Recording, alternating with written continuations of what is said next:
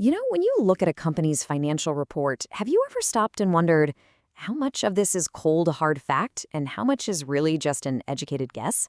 Well, today we're pulling back the curtain on a super fascinating part of every audit, the investigation into the numbers behind the numbers. I mean, just think about it for a second.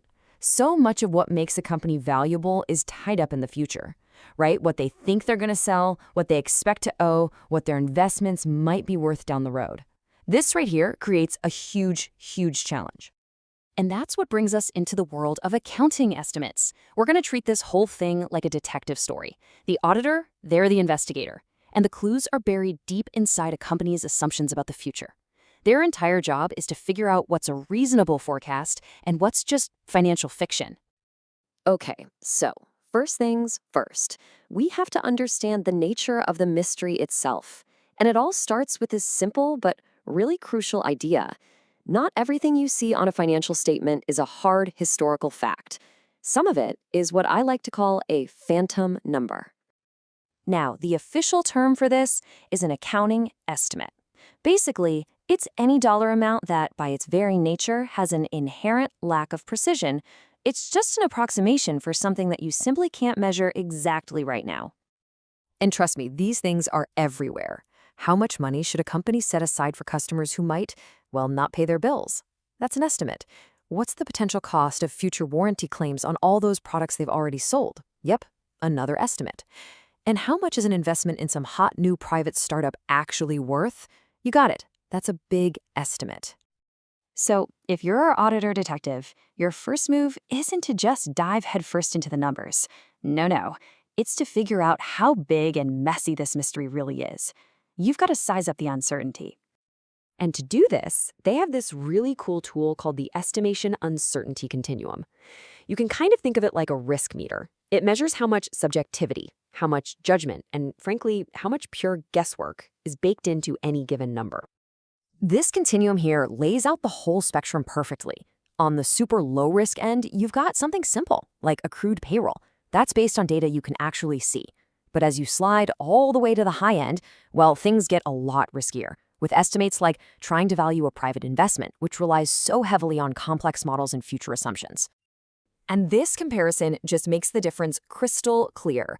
Accrued payroll, totally objective, but the fair value of an investment, highly subjective. And this is the danger zone, because a tiny little change in just one assumption can swing the final number by millions of dollars. This is where the risk of a major error just skyrockets. Okay, so once our auditor understands the risk involved, it's time to open up the investigative toolkit. And they have 3 core strategies they can use to get to the bottom of any estimate. So they can either check the company's homework, do the homework themselves from scratch, or, and this one is really clever, they can use the power of hindsight. Now, testing management's process is usually where they start. The auditor digs into the company's model, the data they used, their assumptions, and they're asking, is the logic here sound? Are these numbers even realistic? But my favorite technique has got to be this third one, reviewing subsequent events. This is honestly one of the most powerful tools an auditor has in their arsenal. They get a chance to look at what actually happened in the weeks and months after the financial statements were prepared, but before the audit is totally finished. And this is just so effective in the real world. For example, did the company estimate a certain customer wasn't going to pay their bill? Well, the auditor can just check if they actually did pay in January. That gives them cold, hard facts. Did a big lawsuit finally settle? Boom, that uncertain estimate just became a known certain amount. It's almost like getting the answer key after you've taken the test. All right, now we get to the really psychological part of the investigation. See, it's not just about whether the numbers are wrong. It's about why they might be wrong. This is the hunt for hidden bias. And this leads us to the most crucial question of all, intent. An honest mistake, that's one thing. But what if the assumptions are always and very conveniently optimistic? That's when an auditor has to start thinking about motive. This is what's known as management bias. And it can be totally intentional, like, say, trying to hit a bonus target, or it could be completely unintentional, maybe coming from a CEO who's just a naturally optimistic person. Either way, it can seriously distort the company's financial picture. So these are the clues our detective is looking for. Are the assumptions always landing at the sunniest end of a reasonable range? Did management all of a sudden change their estimation model, right when they needed a little boost to meet an earnings target? Or have past estimates been consistently wrong in the same direction year after year? These patterns are huge red flags.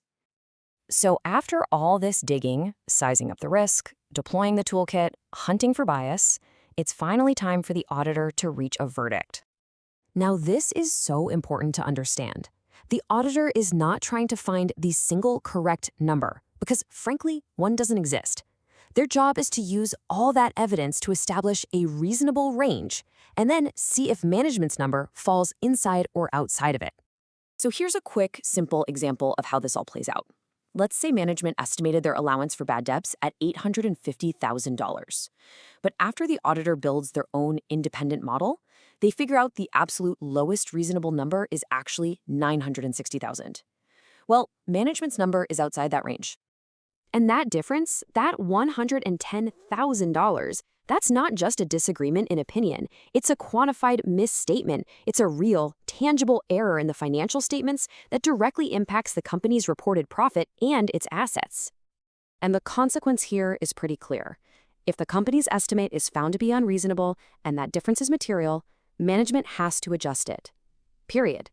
If they refuse, the auditor might have to modify their audit opinion, and that is a very, very big deal. So the next time you read a headline about some company's record-breaking profits, just take a second and ask yourself, what part of that is a hard number from the past, and what part is a carefully constructed forecast about a really uncertain future? Because now you know exactly how the detectives do their work.